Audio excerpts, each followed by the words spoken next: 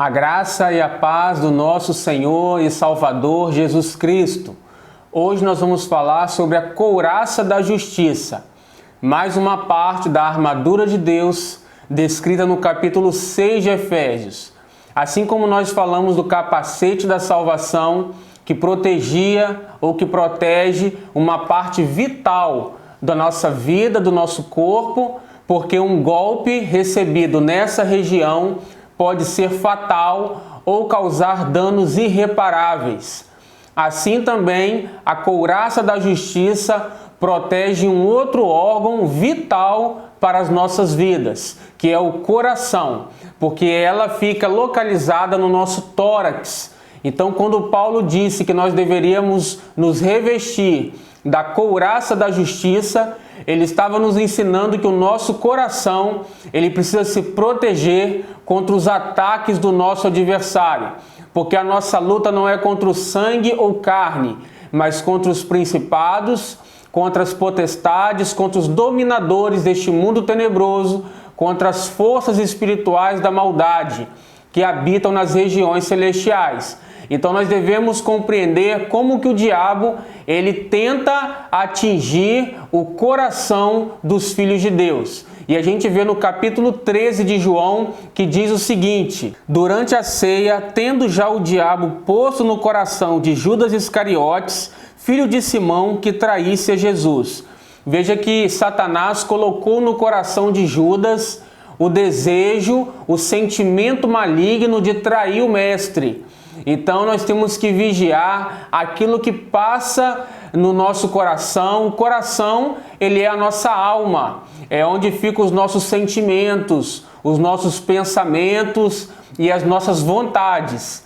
Então nós temos que discernir aquilo que entra nas nossas emoções. Também nós vamos ver no capítulo 5 de Atos a história de Ananias e Safira, um casal que mentiu ao Espírito Santo diante dos apóstolos quando disseram que haviam vendido uma propriedade por um determinado preço, sendo que na verdade eles venderam por um outro valor.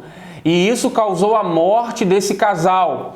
E a Bíblia diz assim: então disse Pedro: Ananias, por que encheu Satanás teu coração, para que mentisses ao Espírito Santo, reservando parte do valor do campo? Vejamos que Ananias e Safira, um casal ali diante da igreja, morreu por terem mentido contra o Espírito Santo, e a Bíblia diz que Satanás encheu o coração desse casal.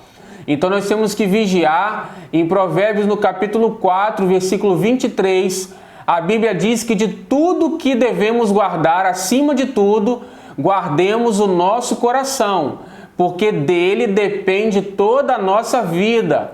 Então aquilo que nós alimentamos a nossa alma, aquilo que nós dedicamos o nosso tempo, os nossos olhos, os nossos ouvidos, aquilo que falamos, isso vai dizer do que o nosso coração está cheio, se é da justiça de Deus ou se é da carnalidade, do pecado. A couraça da justiça, nós vamos ver que ela está relacionada a uma vida justa, uma vida reta diante de Deus. Em Romanos, no capítulo 14, versículo 17 e 18, Paulo nos ensina que a vida no reino de Deus não é comida nem bebida, mas é justiça, paz e alegria no Espírito Santo. Essa justiça aí é uma vida correta, uma vida reta diante do Senhor, porque no versículo 18 ele vai dizer: aquele que assim serve a Cristo é agradável a Deus e aprovado pelos homens. Então veja que nós temos que agradar a Deus com as nossas emoções, com os nossos pensamentos e desejos, com o nosso coração. É a couraça da justiça. Nós vemos também que Paulo, no capítulo 2 da segunda carta aos Coríntios, nos ensina que a igreja em Corinto deveria perdoar. Os irmãos deveriam liberar perdão uns pelos outros, para que eles não fossem vencidos pelo diabo, ou para que o diabo não tirasse vantagem sobre eles. E o próprio Paulo, ele vai dizer que ele não ignorava os ardis ou as maquinações do diabo.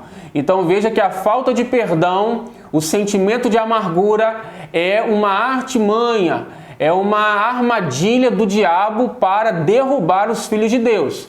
E por isso que a Bíblia diz que devemos resistir ao diabo, não dar lugar ao diabo, e ele fugirá de nós, porque ele anda, ruge em nosso derredor, como um leão, vendo a quem possa tragar. Então nós temos que dar atenção à couraça da justiça.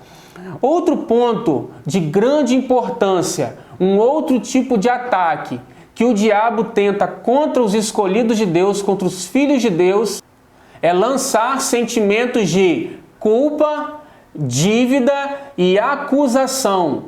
O diabo ele tenta nos acusar de dia e de noite. Isso está no livro de Apocalipse, no capítulo 12, que diz assim: Então ouvi grande voz do céu proclamando: Agora veio a salvação, o poder, o reino do nosso Deus e a autoridade do seu Cristo. Pois foi expulso o acusador de nossos irmãos, o mesmo que os acusava de dia e de noite diante do nosso Deus. Então veja que o maligno, ele tenta nos acusar, dizer para nós que nós temos uma culpa, uma dívida diante de Deus. Mas a Bíblia diz que nós já fomos justificados em Cristo. No capítulo 4 de Romanos, a Bíblia diz que o Senhor Jesus morreu pelas nossas transgressões, pelos nossos pecados, mas que Ele também ressuscitou para a nossa justificação. Essa justificação no grego significa tornados justos. Então o Senhor nos tornou justos, nós não temos mais culpa ou dívida diante do nosso Pai. Também em Colossenses a Bíblia diz que o Senhor cravou na cruz a cédula de dívida que nós tínhamos com Deus. Ou seja, Ele pagou toda a dívida ali no Calvário.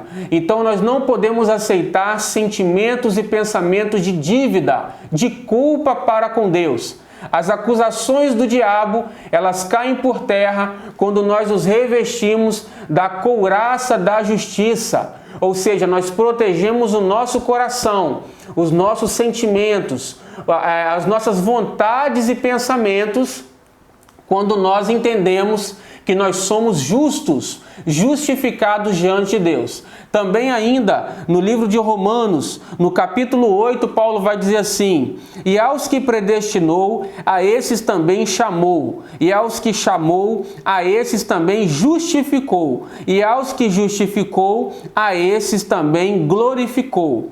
Que diremos, pois, à vista dessas coisas? Se Deus é por nós, quem será contra nós? Verso 33. Quem intentará acusação contra os eleitos de Deus? É Deus quem os justifica. Quem intentará acusação contra nós? É Deus quem nos justifica. Então não aceite a acusação do diabo. Isso é a couraça da justiça. Jesus te justificou e me justificou. Também ainda aqui no livro de Romanos, no capítulo 5, diz assim: Justificados, pois, mediante a fé, temos paz com Deus, por meio de nosso Senhor Jesus Cristo. Então, essa paz que Deus nos deu em Cristo é mediante a justificação. Então, justificados, pois, com Deus, mediante a fé, temos paz. Justificado mediante a fé, temos paz com Deus. Então, o Senhor, Ele quer que você tenha paz. Ele quer que você ande seguro, firme. E para isso, nós temos que crer nessas verdades. Nunca pensar que nós devemos pagar algo a Deus com as nossas obras, com as nossas ações, de maneira que exista ainda uma dívida, uma culpa, uma acusação. Então nós somos feitos justos, fomos justificados diante do nosso Pai. Então vemos que existem dois tipos de ataque que pode ser alcançar o coração do crente. Um é fazer com que ele ande em pecado, em carnalidade, e não na justiça, na retidão de Deus. Então nós temos que andar de maneira justa, de maneira reta, diante do nosso Pai. Nós vemos também que João, na primeira carta, no capítulo 3, vai dizer que nós devemos amar uns aos outros. não como Caim, né, que odiou seu irmão e o matou porque ele era do maligno. Então veja que Caim permitiu que o diabo lançasse no coração dele a maldade, a crueldade de matar o seu irmão.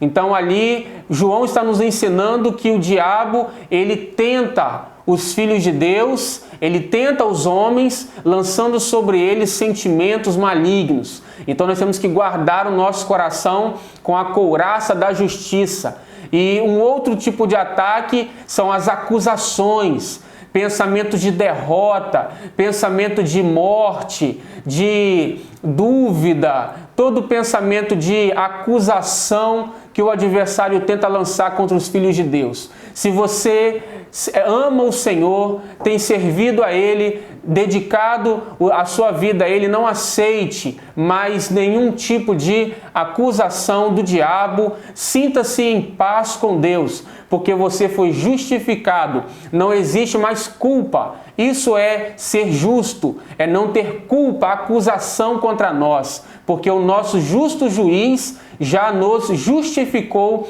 em Cristo Jesus. Então nós não aceitamos mais acusação de ninguém, porque é Deus quem nos justifica. Então, fique na paz, meu irmão, minha irmã. Deus te abençoe e até o nosso próximo vídeo. Amém.